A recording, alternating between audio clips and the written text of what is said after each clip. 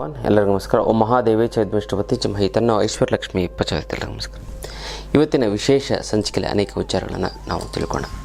ಮೊದಲನೇದಾಗಿ ವ್ಯಾಪಾರದಲ್ಲಿ ಜಾಕ್ಪಾಟ್ ಹೊಡೆಯಬೇಕು ಅಂತಂದರೆ ವ್ಯಾಪಾರಸ್ಥರಿಗೆ ಹೇಳ್ತಾ ಇದ್ದೀನಿ, ಮತ್ತು ಇದನ್ನು ಬೇರೆಯವರು ಕೂಡ ಇದನ್ನು ಅನುಸರಿಸಿ ತುಂಬ ಚೆನ್ನಾಗುತ್ತೆ, ಒಳ್ಳೆಯದಾಗ್ತಾ ಬರುತ್ತೆ. ಆ ಒಂದು ತಂತ್ರವನ್ನು ಮಾಡ್ಕೊಳ್ಳಿ. ಯಾವ ತಂತ್ರ ಅಂತ ತಿಳಿಸ್ಕೊಡ್ತೇನೆ. ಅದಕ್ಕಿಂತ ಮುಂಚೆ ನೀವು ವಿನಯ್ ಯೋಗಿ ಗುರುಜಿ ಅಂತ ಯೂಟ್ಯೂಬ್ ಚಾನಲ್ ಲೈಕ್ ಮಾಡಿ, ಸಬ್ಸ್ಕ್ರೈಬ್ ಆಗಿ, ಮತ್ತು ಬೆಲ್ ಬಟನ್ ಒತ್ತಿ, ಮತ್ತು ಫೇಸ್ಬುಕ್ ಇನ್ಸ್ಟಾಗ್ರಾಮಲ್ಲೂ ಕೂಡ ಲೈಕ್ ಮಾಡಿ, ಶೇರ್ ಮಾಡಿ, ಮತ್ತು ಫಾಲೋವನ್ನು ಮಾಡಿಕೊಳ್ಳಿ. ನೋಡಿ, ವ್ಯಾಪಾರದಲ್ಲಿ ಜಾಕ್ಪಾಟ್ ಆಗಬೇಕು ಅಂತಂದರೆ ಏನು ಮಾಡಬೇಕು ಅಂತಂದರೆ, ಈ ಒಂದು ತಂತ್ರವನ್ನು ಮಾಡೋದ್ರಿಂದ ಈ ಆರೋಗ್ಯನೂ ಕೂಡ ಹೆಚ್ಚುತ್ತಾ ಹೋಗುತ್ತೆ. ಅಂದರೆ ಅನಾರೋಗ್ಯಕ್ಕೆ ಪೀಡಿತವಾಗಿತ್ತು ಅಂತಂದರೆ ಎರಡಕ್ಕೂ ಕೂಡ ಇದು ಡಬಲ್ಲು ನಿಮಗೆ ಬೆನಿಫಿಟ್. ನೋಡಿ, ವ್ಯಾಪಾರದಲ್ಲಿ ನೀವೇನು ಮಾಡಬೇಕು ಅಂತಂದರೆ, ಈ ವ್ಯಾಪಾರ ಚೆನ್ನಾಗಿ ಆಗಬೇಕು ಅಂತಂದರೆ ಫಸ್ಟು ನೀವು ಮನೆಯ ಹೊರಗಡೆ ಹೋಗಬೇಕು ಅಂತಂದಾಗ ನೀವೇನು ಮಾಡಬೇಕು ಅಂತಂದರೆ, ದೇವರನ್ನು ನಮಸ್ಕಾರ ಮಾಡ್ಕೊಂಡು ಹೋಗಿ, ಮತ್ತು ದೀಪವನ್ನು ಹಚ್ಬಿಟ್ಟು ಹೋಗಿ. ನೀವು ಗಂಡಸಾಗಿದ್ರೆ ಹೆಂಗಸರು ಮಾಡ್ತಾರೆ ಅಂತ ಅನ್ಕೊಳಕ್ಕೆ ಹೋಗ್ಬೇಡಿ, ಹೆಂಗಸರು ಮಾಡ್ತಾರೆ, ಬಟ್ ನೀವು ದೀಪವನ್ನು ಹಚ್ಚಿ ಸಂಕಲ್ಪವನ್ನು ಮಾಡಬೇಕು. ಗೊತ್ತಲ್ಲ? ಸಂಕಲ್ಪವನ್ನು ಮಾಡಾದಮೇಲೆ ನೀವು ಮನಸ್ಸು ಪರಿಶುದ್ಧವಾಗಿ ನೀವು ಹೋಗಬೇಕು. ಅಂಗಡಿಯಲ್ಲೂ ಕೂಡ ಒಂದು ದೇವರ ವಿಗ್ರಹವನ್ನು ಇಡಬೇಕು, ಅಥವಾ ದೇವರ ಒಂದು ಫೋಟೋವನ್ನು ಇಡಬೇಕು, ಅಲ್ಲಿ ದೀಪವನ್ನು ಹಚ್ಚಬೇಕು.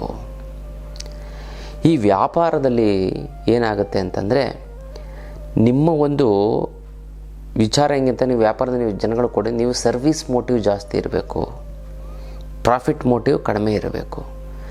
ನೀವು ಸರ್ವಿಸ್ ಮೋಟಿವ್ ಅಂತಂದರೆ ಜನಗಳಿಗೆ ನಮ್ಮ ಹತ್ರ ತೊಗೊಂಡೋಯ್ತು ಅಂತಂದರೆ ಎಷ್ಟು ಸಾಧ್ಯ ಆಗುತ್ತೋ ನಿಮ್ಮ ಖರ್ಚು ವೆಚ್ಚಗಳನ್ನು ಅಧಿಕವಾದಂಥ ಲಾಭ ನೋಡದೆ ಜಾಸ್ತಿ ಅದನ್ನು ಕೊಟ್ಬಿಡಬೇಕು. ಏನು ಹೇಳಿ, ಅಂದರೆ ಸರ್ವಿಸ್ನ. ಈಗ ಬೇರೆ 10 ರೂಪಾಯಿಗೆ ಮಾರ್ತಾಯಿದ್ದೇನಾ, ನಿಮಗೆ ಎಷ್ಟು ಅದು ವಸ್ತು 6 ರೂಪಾಯಿಗೆ ಬಿದ್ದಿರುತ್ತೆ. ನಿಮಗೆ ನೀವು 1 ರೂಪಾಯಿ 2 ರೂಪಾಯಿ 8 ರೂಪಾಯಿ ಇಟ್ಕೋಬೇಕು. ಬೇರೆಲ್ಲ 10 ರೂಪಾಯಿ MRP ರೇಟ್ 10 ರೂಪಾಯಿ ಇರುತ್ತೆ. ಒಂದು ಪೆನ್ನು ಕೊಡಿ, 10 ರೂಪಾಯಿಗೆ ಕೊಡ್ತಾರೆ ಅವ್ರು MRP. ನೀವೇನು ಮಾಡಬೇಕು, ಇಲ್ಲ ನನಗೆ 2 ರೂಪಾಯಿ ಲಾಭ ಸಾಕು, ಇನ್ನು 2 ರೂಪಾಯಿ ನನಗೆ ಬೇಡ, ಜನಗಳಿಗೆ ಹೋಗಿ ಈ ರೀತಿ ಒಂದು ಮೋಟಿವ್. ಅವಾಗ ಏನು ಮಾಡ್ತೇವೆ, ಎಲ್ಲರಿಗಿಂತ ಕಡಿಮೆ ಕೊಡ್ತಾರೆ ಅಂತ ಅಂದ್ಬಿಟ್ಟು ಏನು ಮಾಡ್ತಾರೆ, ಜನ ನಿಮ್ಮ ಹತ್ರ ಬರ್ತಾರೆ. ಇನ್ನು ಬರಬೇಕಾಗಿರೋ ದುಡ್ಡು ಬರ್ತಾಯಿಲ್ಲ ಅಂದರೆ, ಕೊಡೋರಿಗೆ ಕೊಡೋಕ್ಕಾಗ್ತಾಯಿಲ್ಲ ಅಂದರೆ, ಸಿಕ್ಕಾಪಟ್ಟೆ ಸಾಲ ಆಗಿತ್ತು ಅಂದರೆ, ಗುರುಗಳೇ ದುಡ್ಡು ನೀರು ಥರ ಖರ್ಚಾಗ್ತಾಯಿದೆ ಗುರುಗಳೇ, ಏನು ಮಾಡೋದು ಅನ್ನೋದೇ ಗೊತ್ತಾಗ್ತಾಯಿಲ್ಲ ಅಂದರೆ, ಅದಕ್ಕೆಲ್ಲ ತಲೆನೇ ಕೆಡಿಸ್ಕೊಬಿಡಿ. ಇದಕ್ಕೆಲ್ಲ ಏಕೈಕ ರಾಮಬಾಣ ಅಂದರೆ ಅಷ್ಟಲಕ್ಷ್ಮಿ ಯಂತ್ರ.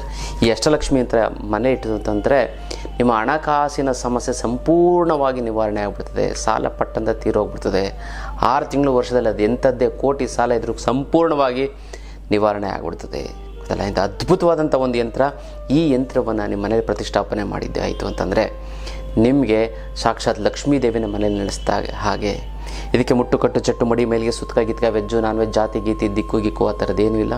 ಇಟ್ಟರೆ ಸಾಕು ಕೆಲಸ ಆಗುತ್ತೆ. ದೇವ್ರ ಮಲ್ಲಾರು ಇಡ್ಬೋದು, ಬೀರಿನಲ್ಲಾರು ಇಡ್ಬೋದು. ಪ್ರತಿದಿನ ಪೂಜೆ ಮಾಡಲೇಬೇಕು ಅಂತ ಏನಿಲ್ಲ, ಪೂಜೆ ಮಾಡಲಿಲ್ಲ ಅಂತಂದು ಕೂಡ ನಡೀತಿದೆ. ಅದ್ಭುತವಾದಂಥ ಒಂದು ಯಂತ್ರ ಇದು. ಕರ್ಮ ಕಳೆದಿದ್ರೆ ಮಾತ್ರ ಇದನ್ನು ತೊಗೊಳೋದಕ್ಕಾಗೋದು. ಖಂಡಿತವಾಗ್ಲೂ ನಿಮ್ಮ ಮನೆಯಲ್ಲಿ ಅಷ್ಟಲಕ್ಷ್ಮಿ ಯಂತ್ರ ಇತ್ತು ಅಂತಂದರೆ ಜೀವನದಲ್ಲಿ ಒಮ್ಮೆ ಅಷ್ಟಲಕ್ಷ್ಮಿ ಯಂತ್ರ ತೆಗೆದುಕೊಳ್ಳಿ, ನಿಮ್ಮ ಎಲ್ಲ ಸಂಪೂರ್ಣವಾದಂಥ ಒಂದು ಸಮಸ್ಯೆಗಳು ಬಗೆಹರಿದು ಹೋಗ್ಬಿಡ್ತದೆ. ಅಲ್ಲ, ಇದು ವಿಶೇಷವಾದಂಥ ಒಂದು ಇದು ಯಂತ್ರ ಮಾಡ್ಕೊಳ್ಳಿ, ತುಂಬ ಚೆನ್ನಾಗಾಗುತ್ತೆ, ಒಳ್ಳೆಯದು ಆಗ್ತಾ ಬರುತ್ತೆ. ಮತ್ತು ವಿಶೇಷವಾಗಿ ಪುಣ್ಯಕ್ಷೇತ್ರ ದರ್ಶನ ಪ್ರತಿ ತಿಂಗಳು ವಿಶೇಷವಾದಂಥ ಒಂದು ಪುಣ್ಯಕ್ಷೇತ್ರ ದರ್ಶನ ಇರುತ್ತೆ. ನಾವು ಸ್ವತಃ ಒಂದು ಆಧ್ಯಾತ್ಮ ಪಯಣ ಅಂತ ಮಾಡ್ತಾಯಿದ್ವಿ. ಮುಂದಿನ ತಿಂಗಳು ಕೇರಳಕ್ಕೆ ಹೋಗ್ತಾಯಿದ್ದೀವಿ, ಅದೇ ಮುಂದಿನ ತಿಂಗಳು ಕಾಮಾಖ್ಯಗೆ ಹೋಗ್ತಾಯಿದ್ದೀವಿ, ಮತ್ತು ಪೂರಿ ಜಗನ್ನಾಥ ಒಂದು ಯಾತ್ರೆಗೆ ಹೋಗ್ತಾಯಿದ್ದೀವಿ. ಆ ಒಂದು ಪುಣ್ಯಕ್ಷೇತ್ರದ ಒಂದು ದರ್ಶನವನ್ನು ಮಾಡ್ಕೊಳ್ಳಿ, ನಿಮ್ಮ ಜನ್ಮ ಪಾವನ ಆಗ್ಬಿಡ್ತದೆ. ಗೊತ್ತಲ್ಲ, ಅತ್ಯಂತ ಕಡಿಮೆ ಖರ್ಚಿನಲ್ಲಿ. ಅದು ಫ್ಲೈಟಲ್ಲಿ ಹೋಗಿ ಫ್ಲೈಟಲ್ಲಿ ಬರುವಂಥದ್ದು. ಊಟ ತಿಂಡಿ ವ್ಯವಸ್ಥೆ ಪ್ರತಿಯೊಂದು ನಮ್ಮದೇ ಇರುತ್ತೆ, ನಮ್ಮ ಒಂದು ಟ್ರಸ್ಟ್ ವತಿಯಿಂದ ಇರುತ್ತೆ. ಆ ಆಧ್ಯಾತ್ಮ ಪಯಣಕ್ಕೆ ನೀವೆಲ್ಲ ಭಾಗಿಯಾಗಿ ಹೆಚ್ಚಿನ ಮಾಹಿತಿಗೆ ಕೆಳಗಡೆ ಕೊಟ್ಟಿರೋಂಥ ಒಂದು ಫೋನ್ ನಂಬರ್ಗೆ ನೀವು ಫೋನ್ ಮಾಡಿ. ನಿಮ್ಮದು ಎಲ್ಲ ರೀತಿಯಂಥ ಒಂದು ಸಂಪೂರ್ಣ ಜವಾಬ್ದಾರಿ ನಮ್ಮದು. ಹಣಕಾಸಿನ ಸಮಸ್ಯೆಗೆ ಅಷ್ಟಲಕ್ಷ್ಮಿ ಯಂತ್ರ, ಜೀವನದಲ್ಲಿ ಸಂತೋಷವಾಗಿರೋದಕ್ಕೆ ಆಧ್ಯಾತ್ಮ ಪಯಣ, ಭಗವತ್ ಚಿಂತನೆ, ಮದುವೆ, ಭಗವಂತನ ಒಂದು ದರ್ಶನ. ಗೊತ್ತಲ್ಲ, ಇದು ವಿಶೇಷವಂತ ಒಂದು ವಿಚಾರ.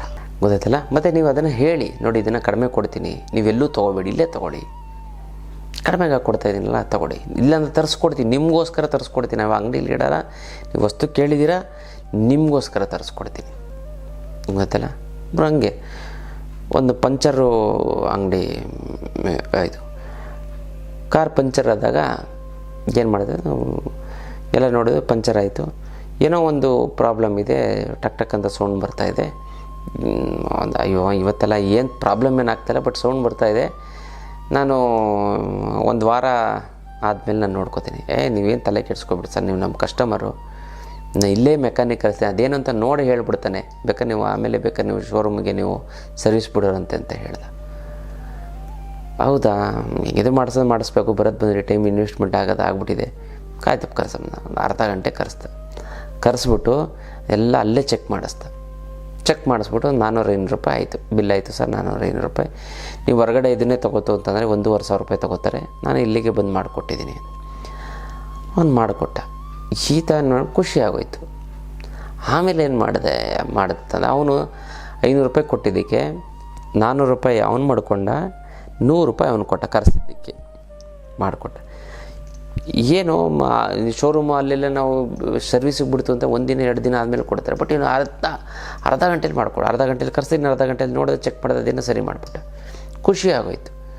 ನನಗೇನು ಅನ್ನಿಸ್ತು ಅಂತಂದರೆ, ಮತ್ತೆ ಏನೋ ಒಂಚೂರು ಕಾರ್ ರಿಪೇರ್ ಆಯಿತು ಸ್ವಲ್ಪ ದಿನ ಆದಮೇಲೆ, ಮತ್ತೆ ಅವನ ಹತ್ರಕ್ಕೆ ಹೋದೆ. ನೀನು ಕರ್ಸಪ್ಪ ನೀನು ಇದು ಅಂತಂದು, ಕರ್ಸು ಇಲ್ಲೇ ನೋಡಲಿ, ನಾವು ಶೋರೂಮ್ಗೆಲ್ಲ ತೊಗೊಂಡೋಯ್ತು ಅಂತಂದರೆ ಜಾಸ್ತಿ ಹೇಳ್ತಾರೆ, ಮತ್ತು ಟೈಮ್ ತೊಗೋತಾರೆ, ಅಷ್ಟು ದೂರ ಬೇರೆ, ಇಲ್ಲೇ ಮಾಡಿಸು. ಮತ್ತೆ ಫೋನ್ ಮಾಡಿದಾಗ ಕರೆಸ್ತಾ ಅದೇನೋ ರಿಪೇರಿ ಮಾಡಿಸ್ತಾ. ಇದೇ ರೀತಿ ಬಾಂಡೇಜ್ ಬೆಳೀತಾ ಹೋಗುತ್ತೆ, ಗೊತ್ತೈತಲ್ಲ. ಹಾಗಾಗಿ ನೀವೇನು ಮಾಡಬೇಕು ಅಂತಂದರೆ, ವ್ಯಾಪಾರ ವೃದ್ಧಿ ಆಗಬೇಕು ಅಂತಂದರೆ ಗೊತ್ತಲ್ಲ, ನೀವು ಈ ಒಂದು ಪ್ರಾಫಿಟ್ ಮೋಟಿವ್ ಕಡಿಮೆ ಇರಬೇಕು, ಸರ್ವಿಸ್ ಮೋಟಿವ್ ಜಾಸ್ತಿ. ಕೆಲವೊಂದು ಪ್ರಾಫಿಟ್ ಮೋಟಿವ್ ಜಾಸ್ತಿ ಇರುತ್ತೆ, ಸರ್ವಿಸ್ ಮೋಟಿವ್ ಕಡಿಮೆ ಇರುತ್ತೆ. ದೇವರಿಗೆ ನೈವೇದ್ಯ ಹಾಲನ್ನು ನೀವು ಯಾವ ವ್ಯಾಪಾರದಲ್ಲಿ ಒಂದು ಚಿಕ್ಕ ಇಷ್ಟೇ ಸಣ್ಣ ಬಟ್ಲಲ್ಲಿ ನೀವೇನು ಮಾಡಬೇಕು ಅಂತಂದರೆ, ಹಾಲನ್ನು ಇಡಬೇಕು. ಏನು ಹೇಳಿ, ಮಿಲ್ಕ್ ಅಂದರೆ ಹಾಲು ನೈವೇದ್ಯಕ್ಕೆ ಇಡಬೇಕು, ಗೊತ್ತಲ್ಲ. ಈ ಒಂದು ಹಾಲನ್ನು ನೈವೇದ್ಯಕ್ಕೆ ಇಡೋದ್ರಿಂದ ವ್ಯಾಪಾರದಲ್ಲಿ ಹಿಂಗೆ ಆಮೇಲೆ ನೆಕ್ಸ್ಟ್ ಡೇ ಅದನ್ನು ಎಕ್ಸ್ಚೇಂಜ್ ಮಾಡೋರಂತೆ, ಅದೇನು ತೊಂದರೆ ಇಲ್ಲ, ಗೊತ್ತಲ್ಲ. ಮಾಡೋದ್ರಿಂದ ವ್ಯಾಪಾರ ಅದ್ಭುತವಾಗುತ್ತೆ. ಜೊತೆಗೆ ನಾನು ಹೇಳುವಂಥ ಒಂದು ವಶೀಕರಣದ ಭಸ್ಮವನ್ನು ಹಣೆಗೆ ಹಚ್ಕೊಳ್ಳೋದ್ರಿಂದ, ಅಷ್ಟಲಕ್ಷ್ಮಿ ಯಂತ್ರ ಇಡೋದ್ರಿಂದ ನಿಮಗೆ ವ್ಯಾಪಾರದಲ್ಲಿ ಜಾಕ್ಪಾಟ್ ಹೊಡೆಯುತ್ತೆ. ಹಾಗೆ ಅದನ್ನು ಮಾಡ್ಕೊಳ್ಳಿ, ತುಂಬ ಚೆನ್ನಾಗಾಗತ್ತೆ, ಒಳ್ಳೆಯದಾಗ್ತಾ ಬರುತ್ತೆ. ಮತ್ತು ಯಾರಿಗೆ ವ್ಯಾಪಾರದಲ್ಲಿ ಚೆನ್ನಾಗಿ ಆಗಬೇಕು ಅಂದ್ಕೊಂಡು ನಿಮ್ಮ ಹೆಸರನ್ನ ಕಮೆಂಟ್ ಮಾಡಿ. ನೀವು ಅಮ್ಮ ಮಹಾಲಕ್ಷ್ಮಿ ನಿನ್ನ ಆಶೀರ್ವಾದ ಸದಾ ನನ್ನ ಮೇಲೆ ಶತಕೋಟಿ ನಮಸ್ಕಾರ ಅಂತ ಕಮೆಂಟ್ ಮಾಡ್ಕೊಳ್ಳಿ. ನಾನು ಸಂಕಲ್ಪನ ಮಾಡ್ತೀನಿ, ತಂತ್ರವನ್ನು ಮಾಡಿ ಒಂದಕ್ಕೊಂದು ಸೇರಿ ತುಂಬ ಚೆನ್ನಾಗುತ್ತೆ, ಒಳ್ಳೆಯದಾಗ್ತಾ ಬರುತ್ತೆ. ಅದಲ್ಲ, ಇದು ವಿಶೇಷವಾದಂಥ ಒಂದು ತಂತ್ರದ ವಿಚಾರ. ಇನ್ನಷ್ಟು ವಿಚಾರ ತಿಳ್ಕೊಳ್ಳೋಣ ಮುಂದಿನ ಸಂಚಿಕೆಯಲ್ಲಿ. ಅಲ್ಲಿವರೆಗೂ ನಾನು ವಿಶೇಷವಾಗಿ ಆನ್ಲೈನ್ ಕ್ಲಾಸನ್ನು ಮಾಡ್ತಾಯಿದ್ದೆ. ಯಾವುದು ಅಂತಂದರೆ ಜನ ಮತ್ತು ಹಣ ವಶೀಕರಣ. ಈ ಅದ್ಭುತವಾದಂಥ ಈ ಒಂದು ತಂತ್ರವನ್ನು ತಿಳ್ಕೊತಂದರೆ ನಾನು ಯೂಟ್ಯೂಬಲ್ಲೂ ಕೂಡ ಎಲ್ಲೂ ಹೇಳಿಲ್ಲ. ಈ ಒಂದು ಹಣ ವಶೀಕರಣ, ಜನ ವಶೀಕರಣದ ವಿಚಾರವನ್ನು ತಿಳ್ಕೊತು ಅಂತಂದರೆ ಎಷ್ಟು ಬೇಕಾದ್ರೂ ದುಡ್ಡು ನೀವು ಹುಡ್ಕೊಂಡಾಗಲ್ಲ, ಅದೇ ನಿಮ್ಮನ್ನು ಹುಡ್ಕೊಂಡು ಬರುತ್ತೆ. ಅದಲ್ಲ, ಜನವಶೀಕರಣದ ಕೂಡ ನಾನು ಇದರಲ್ಲಿ ಹೇಳ್ಕೊಡ್ತೀನಿ.